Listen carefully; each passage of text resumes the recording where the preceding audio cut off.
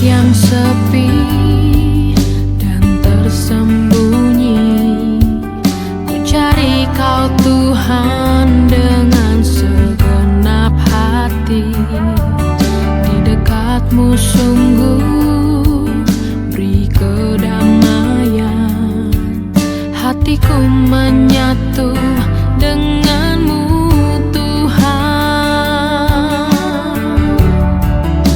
Ku selalu rindu berbagi rasa,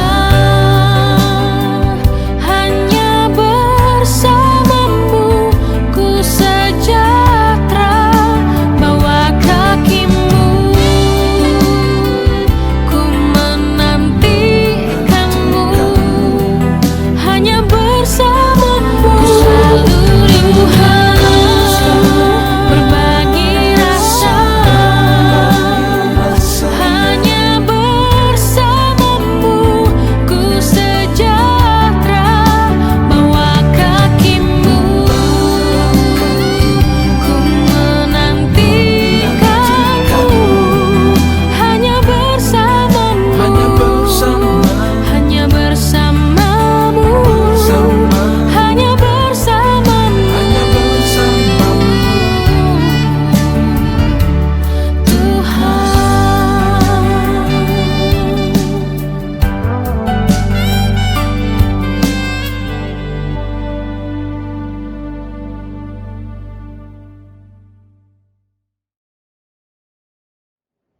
Salam ibu-ibu yang terkasih di dalam Tuhan Yesus Kristus. Selamat sore, senang kembali menyapa ibu-ibu melalui persekutuan wanita Gereja Kristen Tanjung Karang secara online atau virtual di sore hari ini.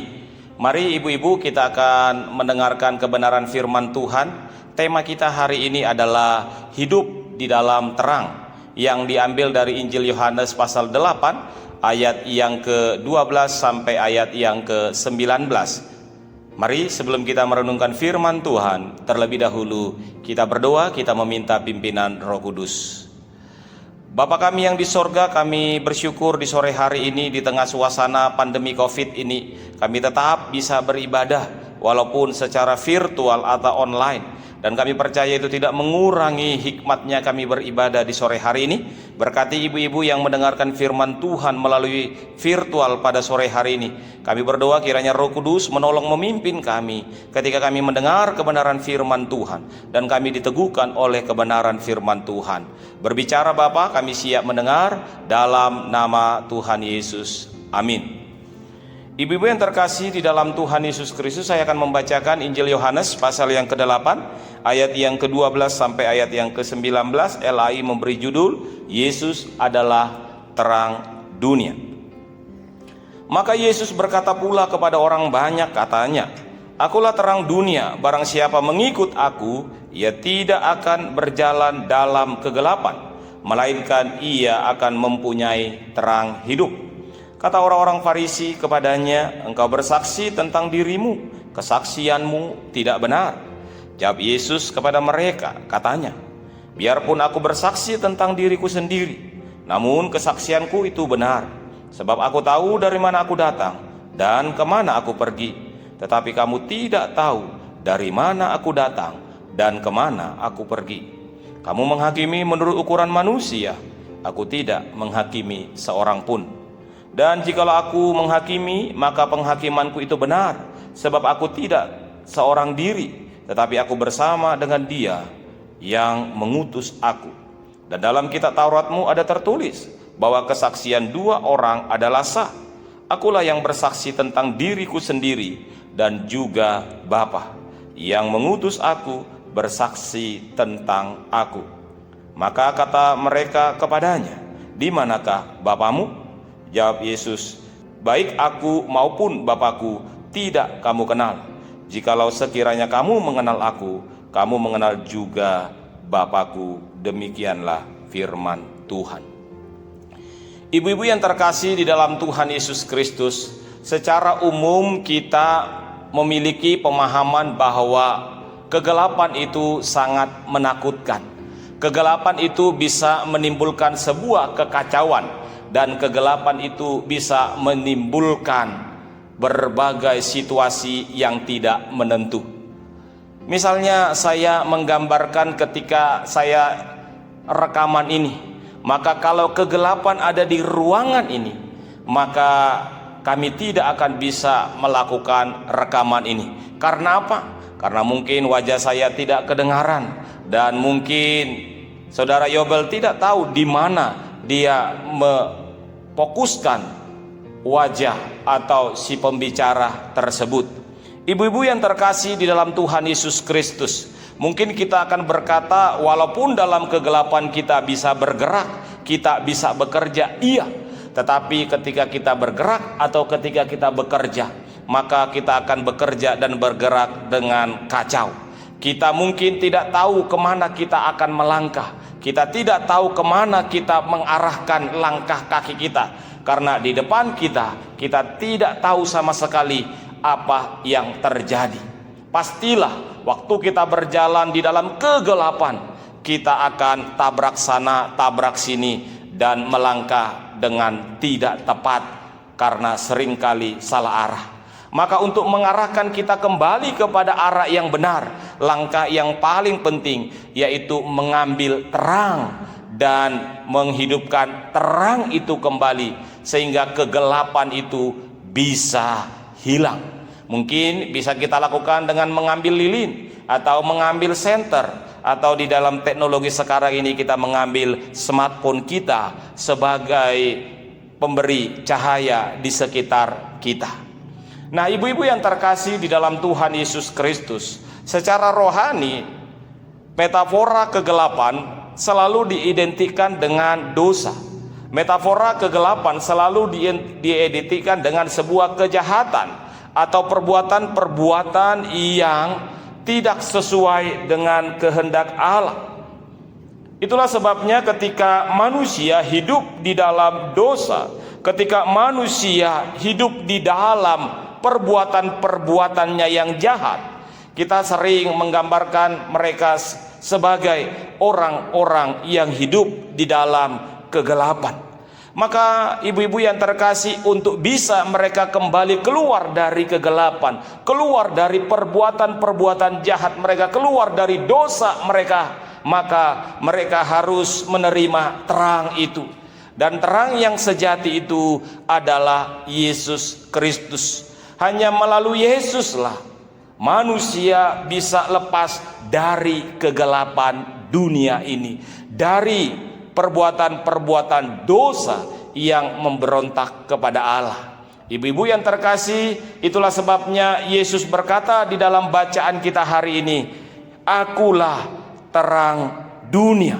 Barang siapa mengikut aku, ia tidak akan berjalan dalam kegelapan, melainkan akan mempunyai hidup."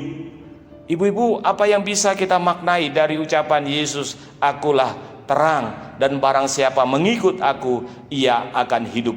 Ada dua hal yang penting yang coba kita lihat, ibu-ibu yang terkasih.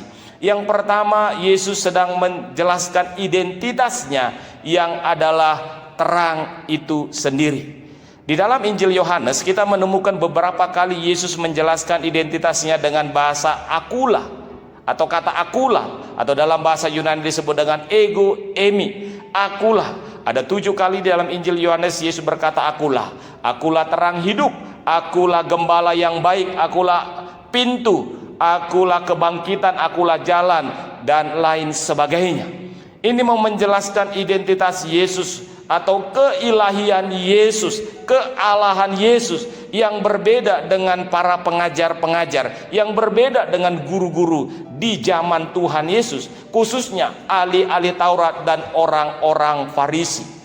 Ibu-ibu yang terkasih di dalam Tuhan Yesus Kristus, kalau kita melihat konteks ayat yang kita baca hari ini, dikatakan di ayat yang ke-20 Yesus sedang berada di sekitar bait Allah. Dikatakan bahwa Yesus ada dekat perbendaharaan bait Allah. Ini mau menjelaskan Yesus sedang berdialog atau Yesus sedang berdiskusi dengan orang-orang, atau banyak yang diantaranya adalah orang Farisi dan ahli Taurat.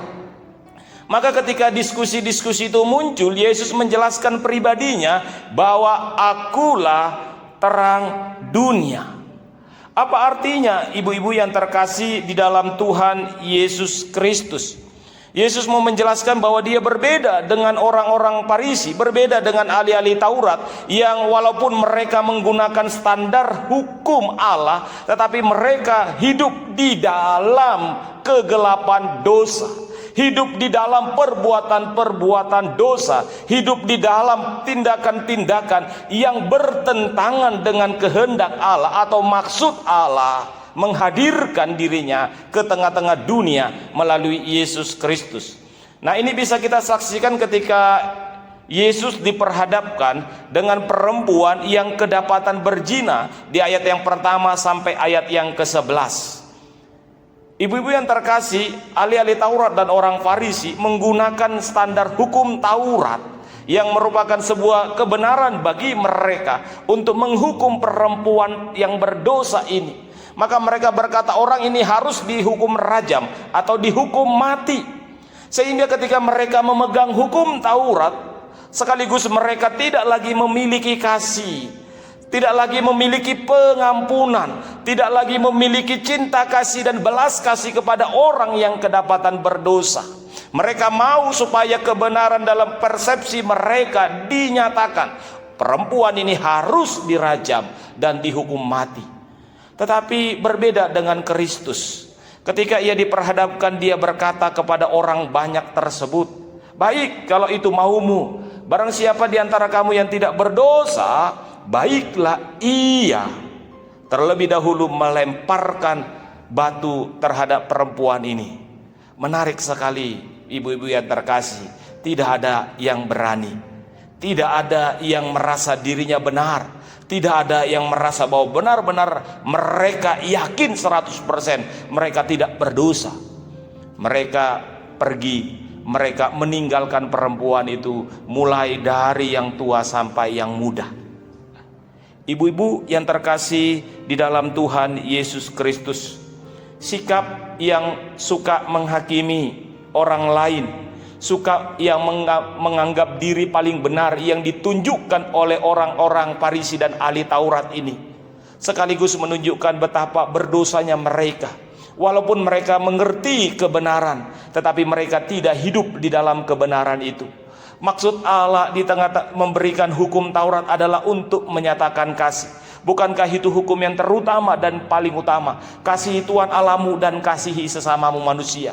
Tetapi mereka sangat-sangat legalitas, sehingga mereka menghilangkan kasih yang adalah pribadi Allah itu sendiri. Tetapi Yesus berbeda. Ia tidak menghakimi perempuan tersebut. Yesus memberikan sebuah warna yang berbeda di tengah-tengah kegelapan tindakan jahat. Yesus berkata, aku pun tidak menghakimi engkau, aku pun tidak menghukum engkau. Ibu-ibu yang terkasih, Yesus menyatakan kasih kepada perempuan yang berdosa ini. Lalu Yesus memberikan pengampunan kepadanya yang tidak bisa dilakukan oleh ahli Taurat dan orang Farisi. Oleh sebab itu, ibu-ibu yang terkasih, sebenarnya undangan Yesus ini harusnya hadir juga di tengah-tengah orang Farisi dan orang banyak yang mendengar Yesus. Tetapi karena kedegilan hati mereka, tetapi karena kebebalan hati mereka, mereka meninggalkan Yesus. Dan akhirnya mereka tidak lagi menerima terang itu, dan mereka tetap hidup di dalam kegelapan. Dan kalau kita melihat kisah Kristus, akhirnya ahli Taurat, orang Farisi, pemuka-pemuka agama yang hidup menurut kebenaran itu tetapi tidak menghidupinya, maka mereka akhirnya menghukum dan menyalibkan Yesus. Mereka menolak kebenaran itu. Itulah yang mereka perdebatkan di dalam ayat-ayat yang kita baca. Siapa kamu? Kesaksianmu seperti apa? Tetapi Yesus berkata, Bapa adalah saksiku. Allah adalah saksi Kristus untuk menyatakan terang di tengah-tengah gelapnya dunia ini. Ibu-ibu yang terkasih di dalam Tuhan Yesus Kristus, mari seringkali kita melihat kekristenan kita juga tidak ubahnya bukan seperti pemimpin agama orang Yahudi di zaman Tuhan Yesus tersebut. Kekristenan kita seringkali menghakimi yang kelihatannya baik, yang kelihatannya seolah-olah agamis, tetapi hidup dalam penuh kebencian, hidup penuh dengan kedengkian, hidup merasa paling benar, hidup merasa paling suci, lebih saleh dari orang lain. Mari Tuhan Yesus menegur orang-orang seperti itu dan memberikan pengampunan kepada orang-orang seperti itu.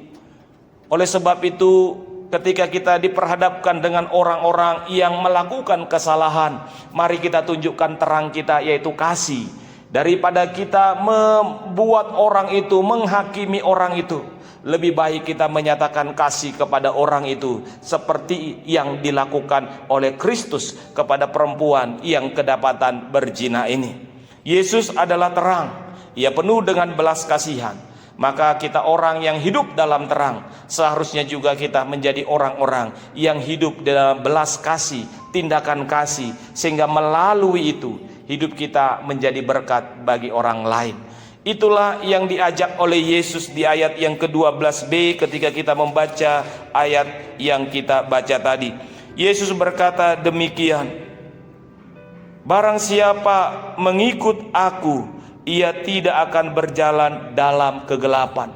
Poin yang kedua yang harus kita lakukan, bagaimana kita bisa menjadi terang, adalah tetap mengikut Kristus yang adalah terang dunia tersebut. Ibu-ibu yang terkasih, kata mengikut jelas berkaitan dengan sebuah relasi yang dekat. Anak mengikut bapak itu menjadi sebuah kedekatan, menjadi sebuah live-in, tinggal bersama dan hidup bersama, serta obey atau taat di dalam pengikutannya kepada pribadi yang diikuti. Maka Yesus berkata, barang siapa yang mengikut aku, kata Tuhan Yesus, maka ia akan memperoleh atau ia akan mempunyai terang hidup. Ibu-ibu yang terkasih di dalam Tuhan Yesus Kristus, kalau kita mengikuti Yesus, ini berarti kita tinggal di dalam terang itu. Dan bagaimana kita menghidupkan terang itu dalam kehidupan kita? Saya mengutip sebuah tulisan dari C.S. Lewis yang berkata, aku percaya kepada Kristus seperti aku percaya pada matahari yang telah terbit, bukan hanya karena aku dapat melihat matahari, tapi karena aku dapat melihat segala sesuatu karena terang matahari. Terang matahari yang menyinar itu membuat kita mampu melihat segala sesuatu yang ada di sekitar kita. Dengan demikian, terang yang ada, yang telah kita terima dari Kristus, seharusnya itu menolong kita untuk melihat dunia yang gelap ini dan menghindarkan kita dari dosa-dosa yang ada di tengah-tengah dunia ini. Dunia yang bengkok ini yang terus mengarah kepada perbuatan-perbuatan yang menolak Allah, yang jauh dari Allah. Maka ketika Kristus hadir di tengah-tengah kita, maka kita harus memberi pengaruh di dalamnya.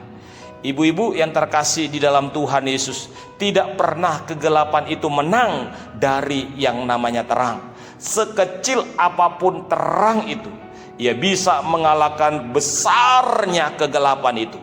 Maka sekecil apapun iman kita di dalam Kristus dan pengiringan kita dan tinggal diam di dalam Kristus, seharusnya itu bisa membuat kita jauh dari perbuatan-perbuatan dosa.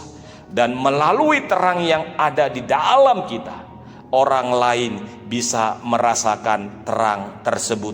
Itulah yang diperintahkan oleh Yesus kepada kita. Ketika Yesus berkata di dalam Matius pasal yang ke-5, kamu adalah terang dunia, demikianlah hendaknya terangmu bercahaya di depan orang, supaya mereka melihat perbuatanmu yang baik dan memuliakan Bapamu di sorga. Ini berarti ibu-ibu yang terkasih dalam Tuhan, terang yang kita telah terima dari Kristus itu kita letakkan di tengah-tengah dunia ini. Dan dunia ini melihatnya. Dan ketika dunia melihatnya, mereka memuliakan Bapa di sorga.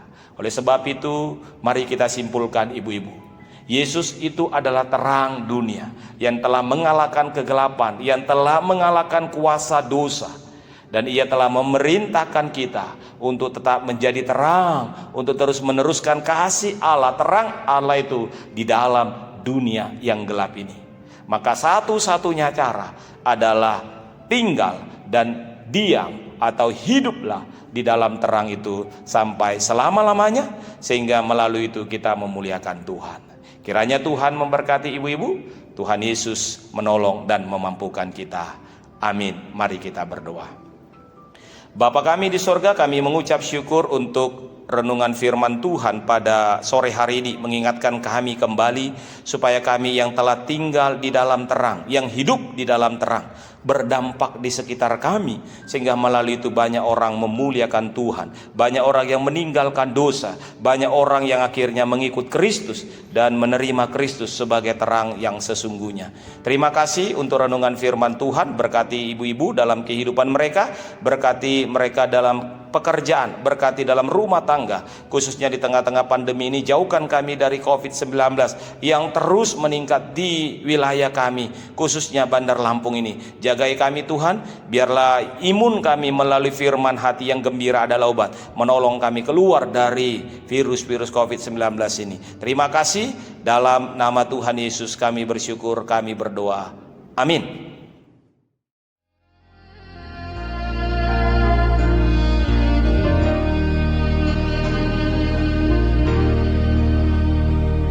Ku cari wajahmu, temukan kasihmu.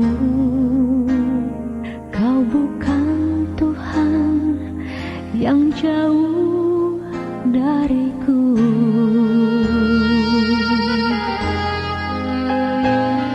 Ku panggil namamu, ku dengar